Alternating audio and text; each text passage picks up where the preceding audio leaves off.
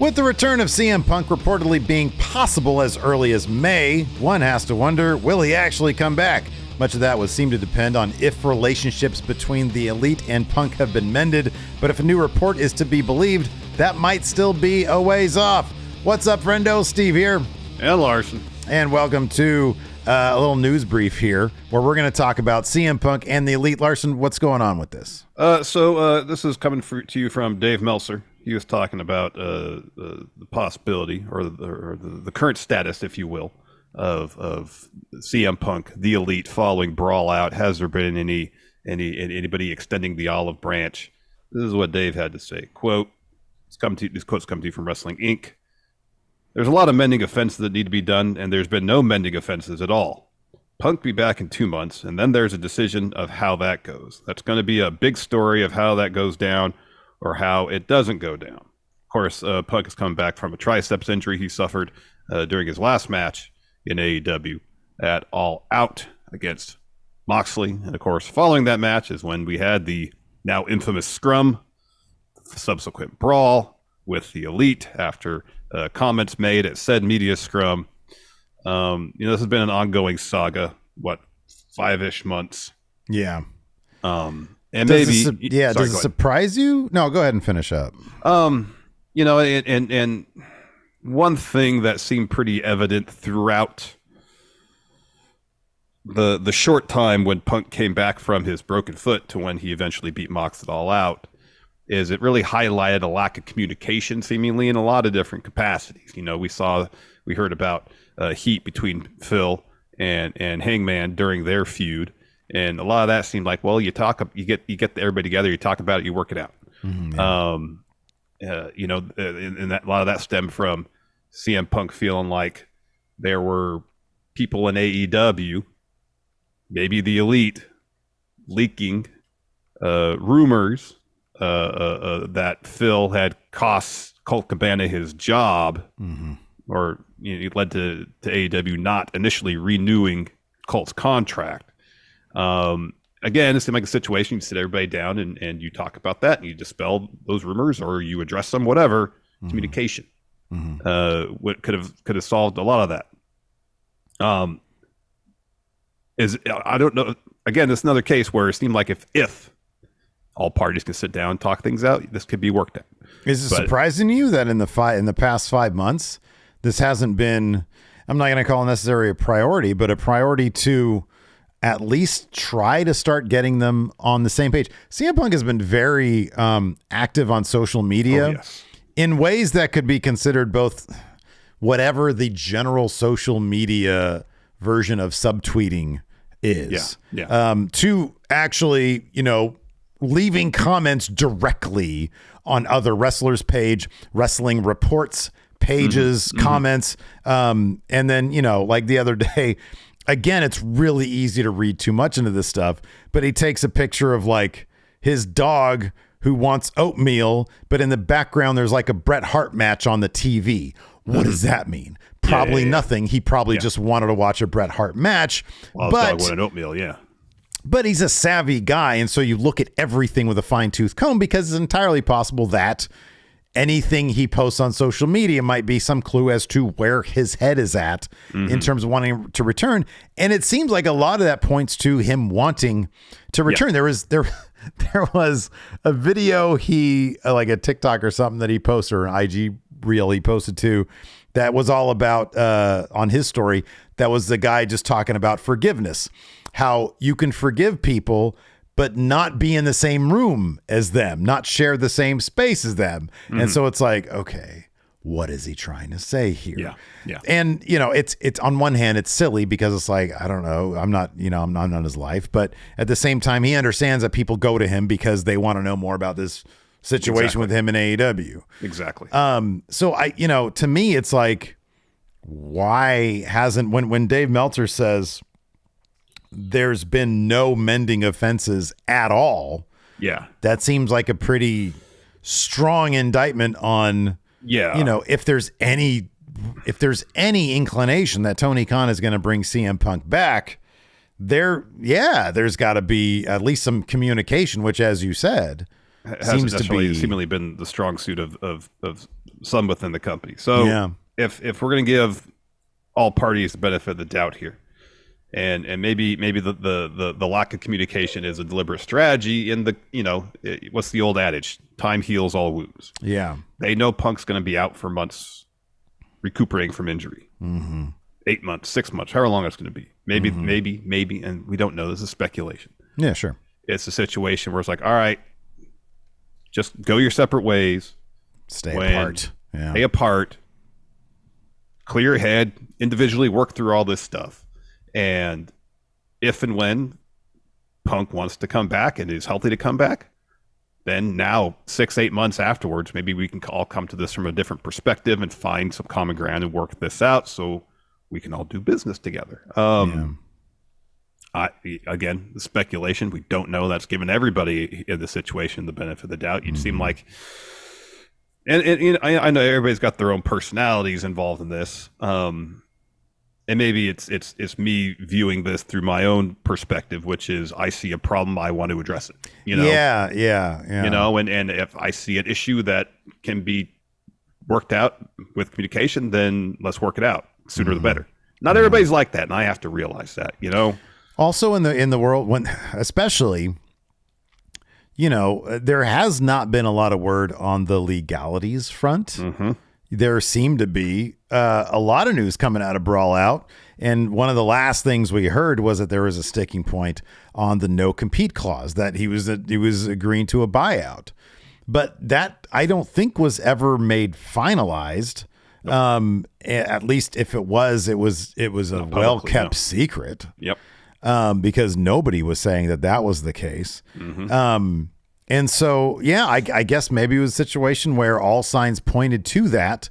So there wouldn't be any need to mend fences. Everybody's going to go their own ways. But if it came to an impasse, maybe it was a situation, which I always kind of speculated was a situation between Tony Khan and MJF when when MJF left for a while after Double or Nothing. And it seemed like a situation where it was like, okay, we'll just split ways and then we'll revisit it when we sort of need to revisit it and when we want to revisit it. Maybe it's the same situation here where it's like, we'll just part ways and then we'll figure it out when we can figure it out. I mean, the investigation itself took 2 months. That's how long the Elite were off TV. And so maybe that's just how they're doing business from a legal standpoint. Maybe that made more sense than trying to force the matter. If he's not going to be available for another 3 months, then it still at this point might not matter. But the closer we get to that point, the more it's going to matter. And the ratings ain't getting any better. And CM Punk coming back, regardless of anything else, would be a massive ratings boost. It really would be. It would be. We could talk about somebody else's perspective of Brawl Out because we got it from Cody. Of course, he wasn't there. He'd already left AEW by that point. But of course, he was a part of the foundation of that company. Yeah. And he still has people I'm sure he knows there, including the Elite. So we talked about it while appearing on the MMA Hour. Ariel Helwani. That's what he had to say. He says, so I watched it.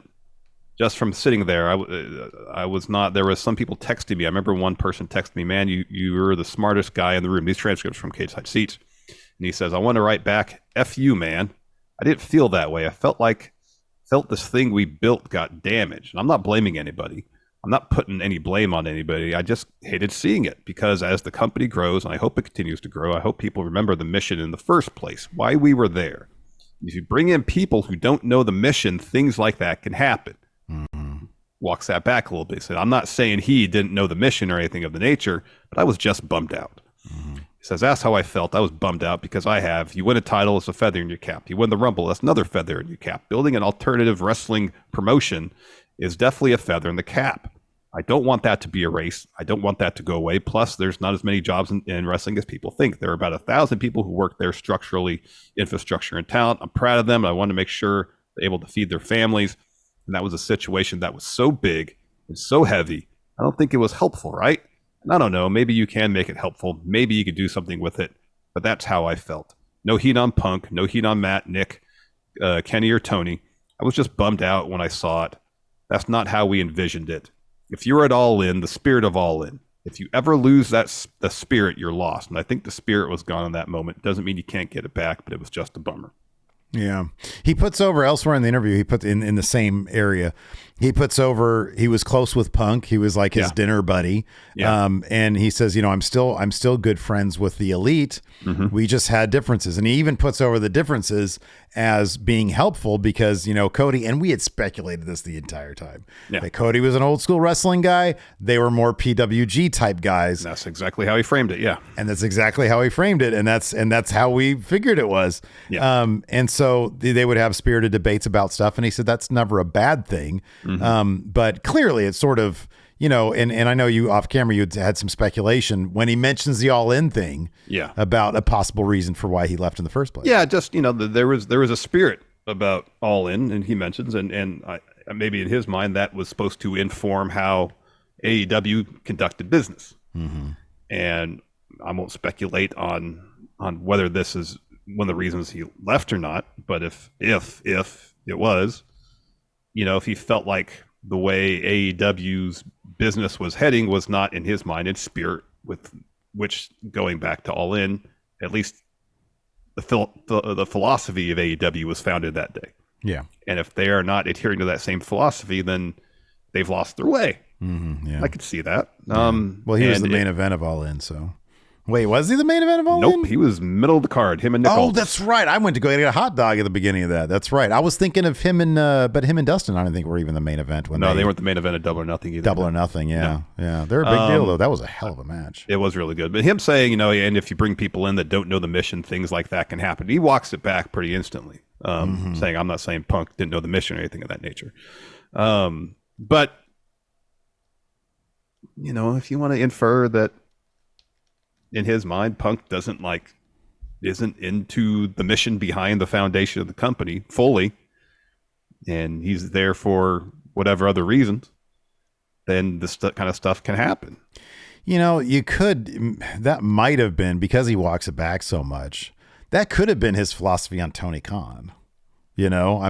All In was them. That was the point. It was Cody, it was the Bucks, and it was Kenny. It was those guys. Yep. And Tony comes in, and maybe Cody thought, hey, this guy's going to be a money guy.